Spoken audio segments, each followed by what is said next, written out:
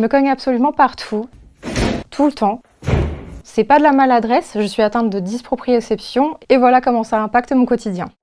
La dysproprioception, c'est le fait que le corps n'arrive pas à automatiquement repérer où il est dans l'espace, qu'il n'arrive pas à calculer parfaitement les mouvements qu'il fait.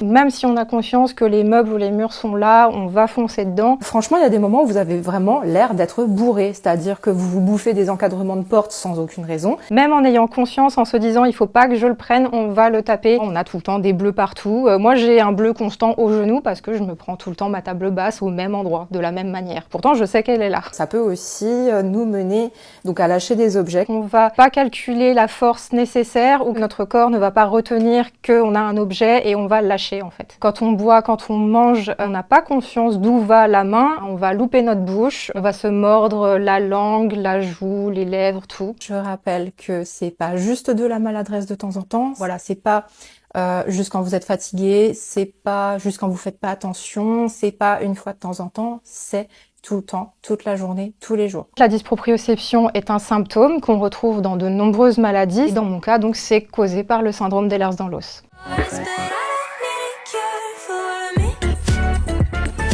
Le syndrome d'Ehlers-Danlos, c'est une maladie des tissus conjonctifs, c'est génétique. Ça va toucher en fait 80% du corps. Comment se manifeste le CED dans ma vie? Ça nous crée des douleurs, donc j'ai tout le temps mal, partout, tout le temps. Je suis fatiguée constamment. La régulation de notre tension, de notre respiration ne se fait pas automatiquement. La tension se régule très mal, ce qui fait que j'ai besoin d'un médicament pour la réguler. Sinon, si je passe de la position assise à debout, je vais m'évanouir. Au niveau de la peau, ça va nous faire une peau qui est élastique, donc comme ça, on peut tirer dessus en fait. Je cicatrise mal, j'ai la peau sensible à tout. Certains jours même, juste toucher ma peau devient impossible tellement ça me fait mal. Ça va même aller jusqu'à toucher la manière dont on s'alimente. J'ai une satiété trop précoce. Je n'arrive pas à manger beaucoup, du coup je mange tout le temps, par petites quantités. Je travaille 3 heures par jour parce que sinon la fatigue chronique m'empêche de faire plus en fait. Ce que j'ai en continu, c'est un traitement pour réguler ma tension par exemple, pour ne pas m'évanouir quand je change de position. Sinon évidemment ça va être des antidouleurs pour pallier toutes les douleurs qu'on a au quotidien.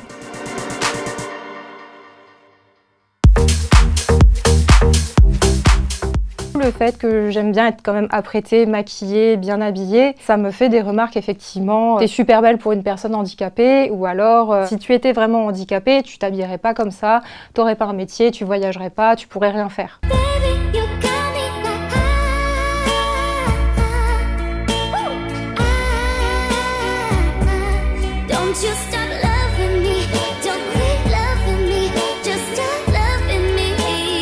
Les remarques qu'on nous fait le plus, vu que c'est une maladie invisible, c'est « ça n'existe pas, tu devrais faire un effort, essaye de prendre de la vitamine C, est-ce que tu as essayé la méditation, est-ce que tu as essayé le yoga ?» C'est plutôt le problème avec toutes les maladies invisibles, c'est que les gens ne se rendent pas compte qu'on ne fait pas exprès et que c'est pas une question de volonté. Nous sommes les seuls à pouvoir décider pour nous-mêmes, pour notre cas personnel, comment on veut se faire appeler. Je suis handicapée.